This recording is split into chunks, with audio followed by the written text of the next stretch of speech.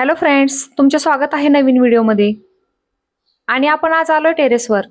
आभाळ कसं भरून आलंय, अशा वातावरणामध्ये काहीतरी झणझणीत खावंसं वाटतं ना। म्हणूनच आज आपण बनवतोय चुलीवरचा शिंगाड्या माशाचा रस्सा आणि भाकरी। अशा प्रकारे माशाचा रस्सा तुम्ही केला तर 2 भाकरी जास्तच खाणार आणि हे गॅरंटीने सांगते। रेसिपी बनवायला सुरू करण्या अगोदर जे फ्रेंड्स चॅनलवर नवीन आहेत त्यांनी चॅनलला लाईक, शेअर आणि सबस्क्राइब करायचे। शिंगाड्या माशाचा रस्सा आणि भाकरी हे माझ्या पद्धतीने जर बनवायला शिकायचे असेल तर व्हिडिओ शेवटपर्यंत नक्की बघा। आज सानू आणि साईशा पण आपल्या सोबत आहेत। चला तर मग वेळ न घालवता रेसिपीला सुरुवात करूयात। सर्वप्रथम मी इथे शिंगाडा मासा 500 ग्रॅम स्वच्छ धुवून घेतलाय। आता आपल्याला वाटण तयार करायचंय। यासाठी चुलीवर जाड बुडाची कढई ठेवली। कढई चांगली गरम झाली की त्यामध्ये तेल टाकायचं आणि तेल चांगलं गरम झालं की त्यामध्ये उभा चिरलेला कांदा टाकला। यानंतर खोबऱ्याचे तुकडे टाकून घेऊयात। वरून आले आणि लसूण टाकूया। तुम्ही तुमच्या आवडीनुसार साहित्याचे प्रमाण कमी जास्त पण करू शकता। आता हे सर्व साहित्य चांगलं गोल्डन ब्राऊन होईपर्यंत मस्त भाजून घ्यायचं। हे सर्व साहित्य चांगलं भाजलं नाही तर त्यामध्ये कच्ची चव राहते। यामुळे रस्सा पण चवीला चांगला लागत नाही आणि चांगली तरी पण येत नाही। कच्चं वाटण हे मऊ आणि ओलं असतं, यामुळे रश्श्याला चांगले टेक्स्चर येत नाही। पूर्वीच्या काळी जेवण हे चुलीवर बनवलं जायचं। चुलीवरच्या जेवणाची चव अप्रतिम लागते। आम्ही मध्ये मध्ये टेरेसवरती येऊन चुलीवरचं जेवण बनवतो आणि एन्जॉय करतो। तुम्ही पण चुलीवरचं जेवण कधी बनवले का? मला कमेंटमध्ये नक्की सांगा। आणि तुम्ही बघू शकताय की हे सर्व साहित्य कसं छान भाजले गेलेलं आहे। आता मिक्सरच्या भांड्यात काढून चांगले फिरवून घेऊयात। आपलं वाटण तयार झालेलं आहे। आता रस्सा बनवण्यासाठी त्याच कढईमध्ये तेल टाकलं आणि आपण जे वाटण तयार केलेलं होतं ते वाटण तेलात टाकूयात। चमच्याने एकसारखं हलवत राहायचंय, नाहीतर लगेच खालून करपायला सुरुवात होते। आपलं वाटण भाजत आहे तोपर्यंत चुलीचा जाळ मी थोडा कमीच केलाय, कारण वाटण हे वरून कच्चं राहतं आणि खालून करपतं। जाळ जर कमी असेल तर वाटण हे चांगलं भाजलं जातं आणि वाटण चांगलं भाजलं व्यवस्थित तर रस्सा लवकर खराब होत नाही।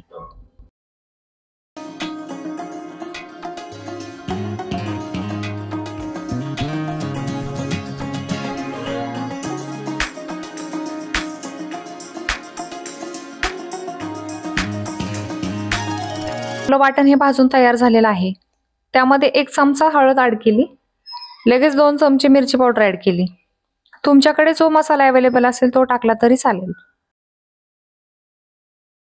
आता हे सर्व मिक्स करून 5 मिनिटं परतून घेऊयात। मसाला किती छान भाजलेला आहे, खालून करपू नाही म्हणून थोडंसं पाणी ऍड केलं आणि चांगलं मिक्स करून परतून घेतला। आता या स्टेजला 5 मिनिटं शिजू द्यायचा, म्हणजे त्यातून तेल सुटतं आणि तेल सुटलं की समजून जायचं मसाला छान भाजून तयार झालेला आहे। आणि जेवढा रस्सा पाहिजे तेवढं पाणी ऍड करायचं। आता माझ्या घरामध्ये 4 माणसं आहेत, त्यातले पण 2 छोटे, म्हणून मी 1च तांब्या पाणी ऍड केलंय। तुम्हाला जास्त रस्सा हवा असेल तर तुम्ही जास्त पाणी ऍड केलं तरी चालेल। तुम्ही बघू शकताय की रस्सा जास्त पातळ किंवा घट्ट झालेला नाहीये। आता रस्सा चांगला ढवळून घ्यायचा आहे, म्हणजे रस्स्यामध्ये मसाला चांगला मिक्स होईल। आता उकळी यायला थोडासा वेळ असल्यामुळे रस्सा चांगला ढवळून घ्यायचा आणि चवीनुसार मीठ ऍड करायचं। आता रश्श्याला चांगली उकळी आली की त्यामध्ये लगेच मासे सोडून घ्यायचे आणि तुम्ही बघू शकताय की आपल्या रश्श्याला ही छानपैकी उकळी आलेली आहे। आता ह्या स्टेजला एक मासा हा रश्श्यामध्ये सोडून घेऊयात। सगळे मासे सोडल्यावर रस्स्यामध्ये बुडतील याची काळजी घ्यायची, म्हणजे सगळे मासे हे पटकन शिजले जातात। रस्सा हलवताना हळूवार हातानेच हलवायचा, कारण मासे हे खूप नाजूक असतात।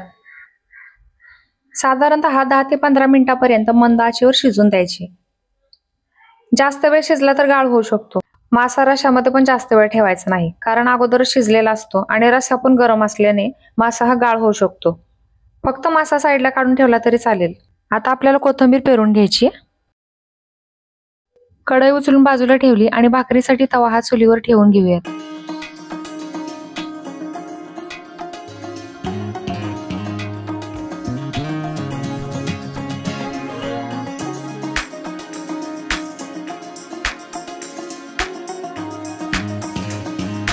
भाकरी करण्यासाठी मी इथे एक ताट घेतलेलं आहे।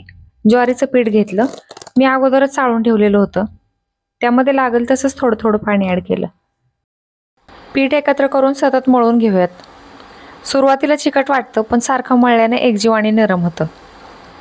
गोळा तयार करून थापायला सुरुवात करूयात। तुम्ही भाकरी जर नवीन शिकत असाल तर पीठ थोडंसं घट्टच ठेवायचं, म्हणजे भाकरी करायला सोपं जातं। शक्यतो ज्वारीचे पीठ ताजच घ्यायचं, कारण भाकरी चांगली मऊ आणि चवदार होते. हे बघा, आपली भाकरी थापून तयार झालेली आहे. आता भाजून घेऊयात. तव्यात भाकरी टाकायची आणि वरून थोडंसं पाणी पूर्ण भाकरीला पसरून घ्यायचंय. भाकरीच्या वरचं पाणी सुकत आले की पलटून घ्यायचं. चुलीचा जाळ जर कमी असेल तर भाकरी कोरडी पडते आणि जास्त झालं तर करपू शकते, म्हणून योग्य प्रमाणात जाळ असावा. आता आपल्याला भाकरी पलटी करून घ्यायची.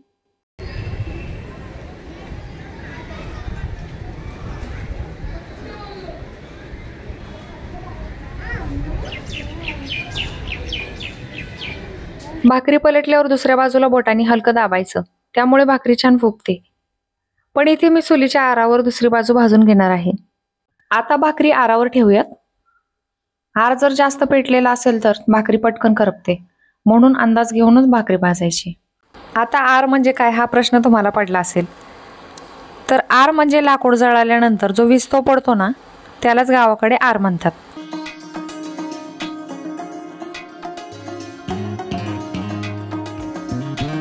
भाकरी बाजूला काढून बघायची. अजून आपली भाकरी ही भाजलेली दिसत नाहीये, म्हणून परत ठेवूयात. त्यावर थोडीशी राख लागली, पण हाताने झाडली तर निघून जाते. आणि तुम्ही बघू शकता की किती छान आरावर भाकरी भाजून तयार झालेली आहे.